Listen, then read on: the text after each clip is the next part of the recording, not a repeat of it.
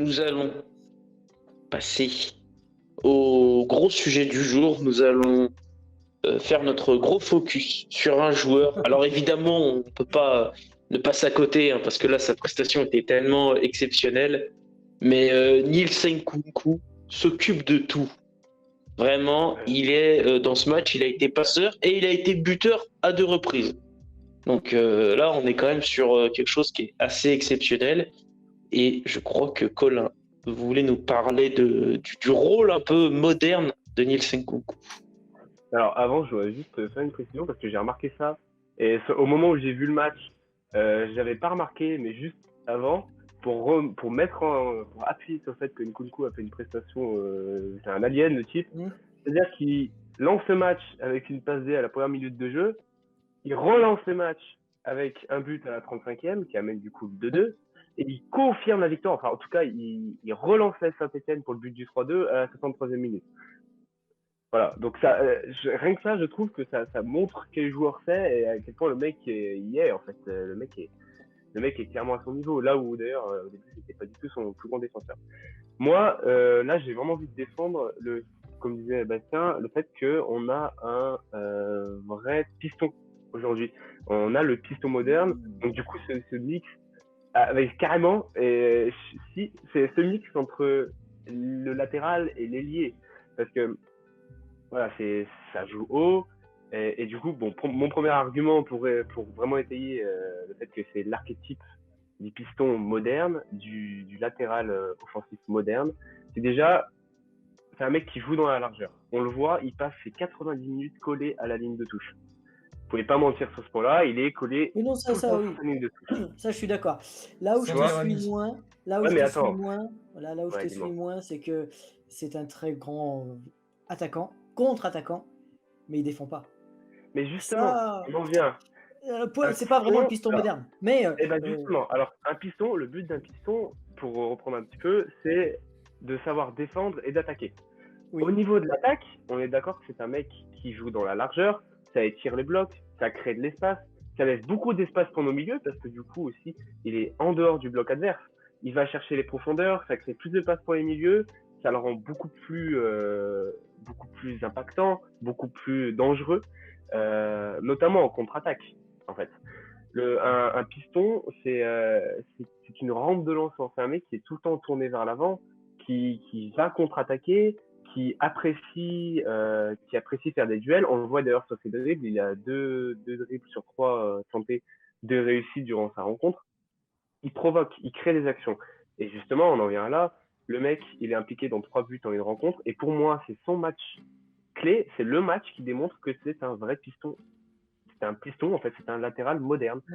Par contre, et d'ailleurs, autre spécificité, après je viendrai sur l'aspect défensif parce que tu n'as pas tort. Et parce que pour moi, c'est son axe de progression principal. Autre chose qui montre que c'est un vrai piston, c'est le rôle au second poteau. Un piston joue le second poteau sur un centre trop long, sur un centre dédié. Et son but à la 35e minute, c'est un but de la tête sur un ballon dévié. Et au second poteau, le mec a toutes les qualités d'un piston. Par contre, vrai problème, et je trouve que même ça s'améliore un petit peu, ça va être vraiment l'aspect défensif, t'as pas tort. Même si le mec dézone pas trop, il y a vraiment cette lacune, et là où est le rôle de Léo Petro, et puis Léo Petro est très bien placé, vu que c'est un latéral gauche défenseur, il sait jouer, voilà, il arrive à aller combler un petit peu ses rangs défensifs, et c'est depuis que Nkunku, même si Nkunku, je trouve qu'il s'est amélioré dans le secteur défensif, depuis que Petro est meilleur, Nkunku est meilleur, et il y a moins de déséquilibre, voilà. Petro comble bien, mais ça reste quand même un gros axe de progression pour Nkunku. Là où je trouve, par exemple, que pour Cafaro, c'est d'autant plus flagrant, c'est que Cafaro n'a aucune confiance défensive. Et d'ailleurs, il cause le premier but, le deuxième but, je crois, où il même le premier, voilà. premier, c'est le centre de Guy Lavogui, parce que Petro est tout seul. Petro a vécu le martyr les 25 premières minutes face à Guy Lavogui. Face à Guy Lavogui, oui. Après, il descend parce que Nkunku n'est pas là. Après, il est parti ailleurs. Et ça, malheureusement, on va dire que. Après, c'est les conséquences d'un jeu offensif. Un 3-5-2, c'est un jeu offensif. Oui. Forcément, derrière, tu t'es Oui. prendre sur la largeur, t'as des pistons. Là, tu t'exposes à des risques après. La Briançon avec un saut sur le côté, là, ça aurait bien fonctionné. Le système de Batless, ça veut ça. Le système de Batless, il veut des 1 contre 1 pour ses défenseurs et que ça soit. Et c'est aux défenseurs de gérer les contre-1. Oui, je suis d'accord. Oui, je veux bien, mais quand tu as un joueur ça. comme Guy Lavogui dans ta zone, en 1 contre 1, c'est suicidaire. Et d'ailleurs, les 25 premières minutes, on l'a vu. Petro a été mais bizarrement, après. trop seul. Alors, Et ça n'enlève pas- bizarrement, après, après ces 25 minutes, silence Ouais, radio. ouais. C'était bien géré. Parce que L'orage, il a duré 25 minutes. Sur 90, c'est rien du tout en soi. Alors, Ouais, enfin, 25 minutes où on prend 2 buts quand même. Oui, mais. 25 minutes ou. Mais dans ou l'idée, ça cause 2 erreurs. pour revenir à ce que je disais, t'as un Nkunku qui est sur son rôle de piston et c'est pour ça qu'on ne gardera pas. Mais bon, ça on y reviendra peut-être plus tard. Oh, Mais c'est un vrai piston. oui. Pour moi, c'est le piston parfait, même s'il y a cet aspect vraiment défensif à Après. aller travailler. Et je trouve que ça se travaille de plus en plus. Et t'as surtout un Petro qui est en sur-régime et qui fonctionne derrière. Donc, Après, de toute façon, il va encore progresser, de toute façon. oui, il est jeune. Oui. Écoute, Melvin, je pense que tu as d'un autre aspect de Nkunku à te parler. Je vais beaucoup m'appuyer sur ce qu'a pu dire Colin. Mais Nkunku, c'est en fait, finalement, si on regarde, c'est un playmaker. C'est vraiment le genre de joueur qui va te faire jouer toute ton équipe dans le bon sens.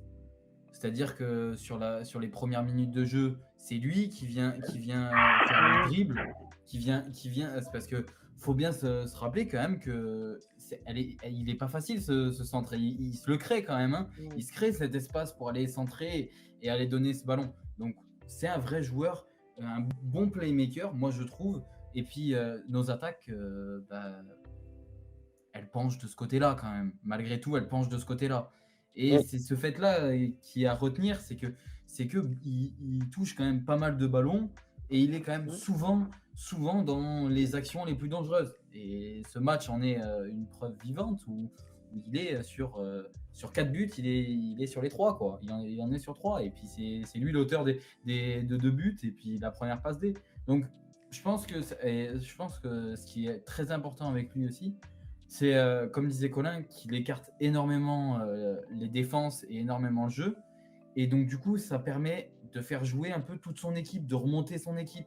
Alors oui, c'est clair que niveau défensif, il n'aidera pas son équipe correctement. Ça, je te le conçois, Albert, et je suis totalement d'accord avec toi. Mais offensivement et dans le jeu de transition que veut Batless, parce que il colle parfaitement à la philosophie de jeu et à la philosophie de la compo de Batless et ce que voulait Batless depuis le début. Il voulait un piston qui savait jouer vers l'avant, qui savait marquer, donner des bons ballons et aussi être dans le jeu. Parce qu'on le voit que voilà, il est énormément dans le jeu. Il est sollicité souvent pour des 1-2, pour la recherche de profondeur, pour aller chercher des ballons un peu compliqués, pour étirer ce bloc. Donc vraiment, Nkunku, il fait une forte impression depuis qu'il est arrivé. Et ça se confirme de match en match. Et ses stats parlent d'elles-mêmes aussi, hein, parce que 4 buts et 7 passes D, c'est pas rien. 6 passes D.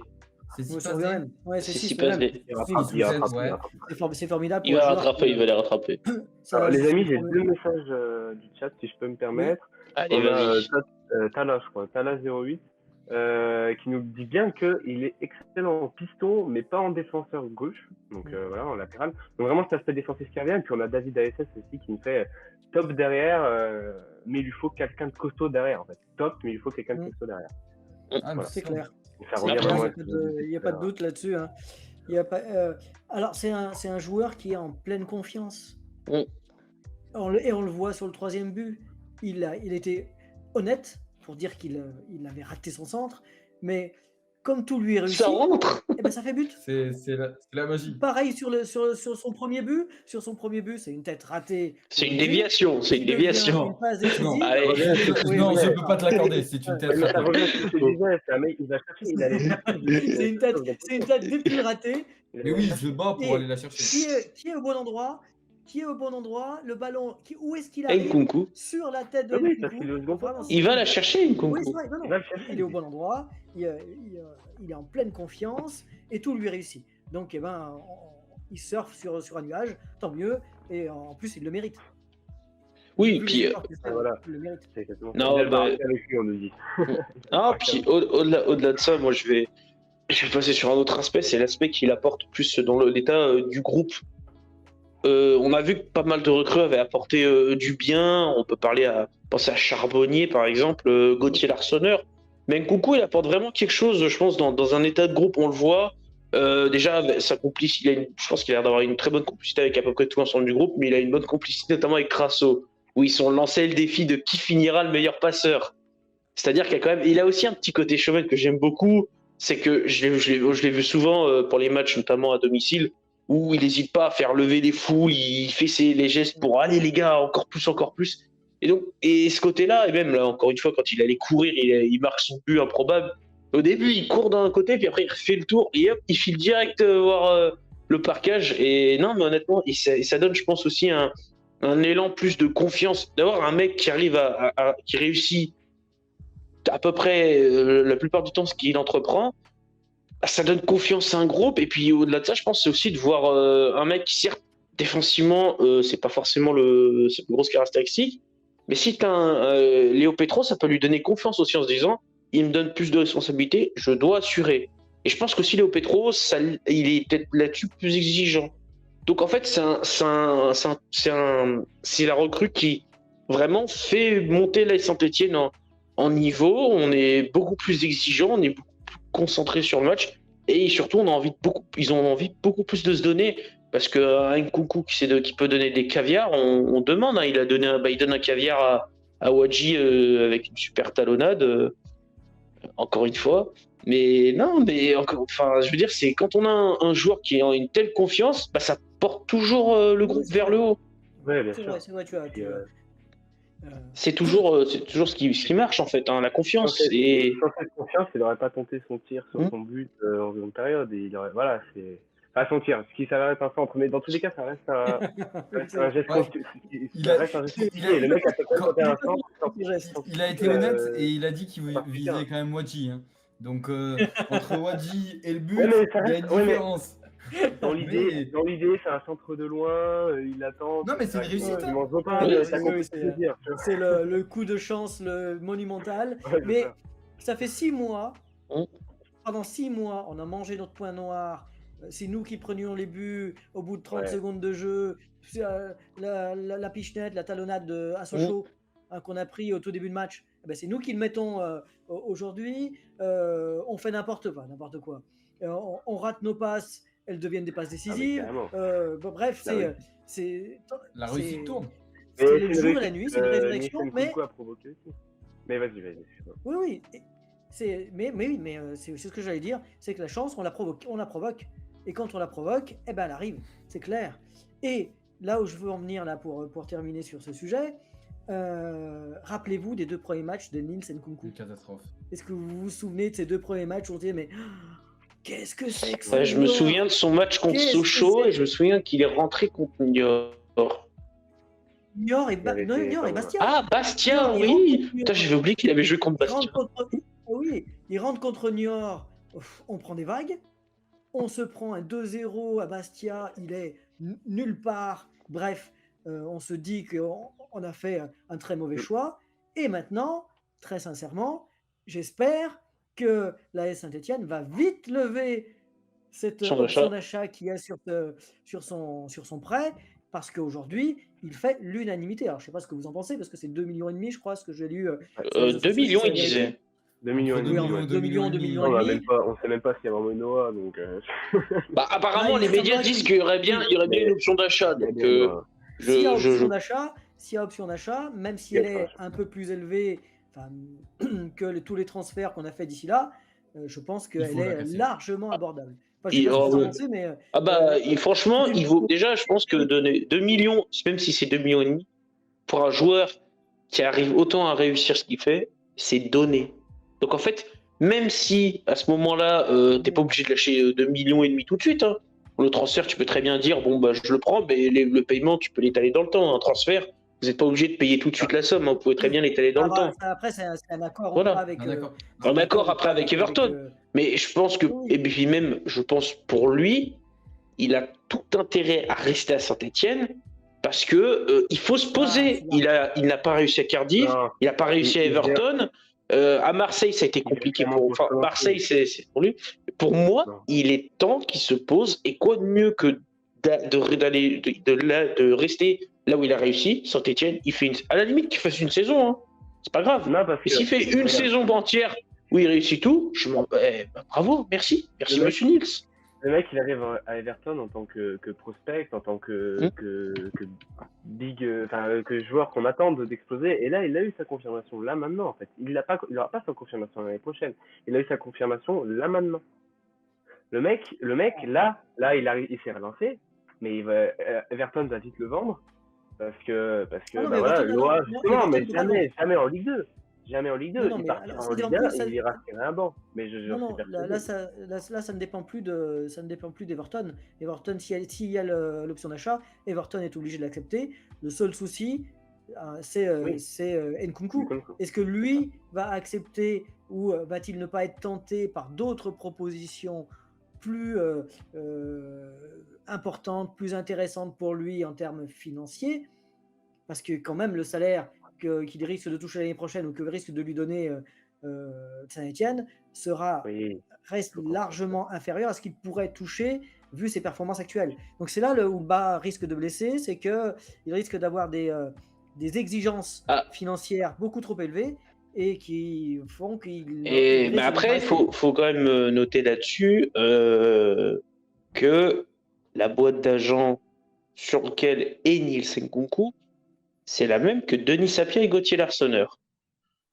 Donc, il y aurait aussi peut-être je sais pas, mais moi je pense que les boîtes d'agents ont peut-être tout intérêt à avoir leurs joueurs dans le même club. Pour eux, ce sera peut-être plus facile. Peut-être. Après, je pense que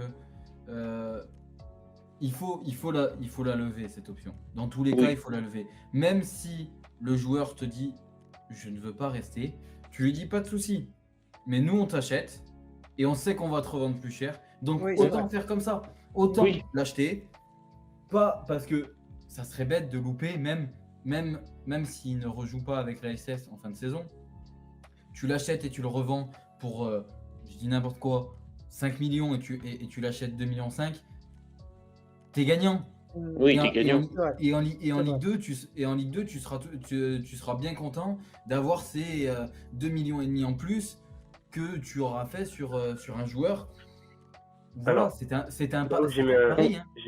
Là où j'ai mis un doute, et en changeant avec Albert, peut-être pour conclure sur le mercato. Conclure.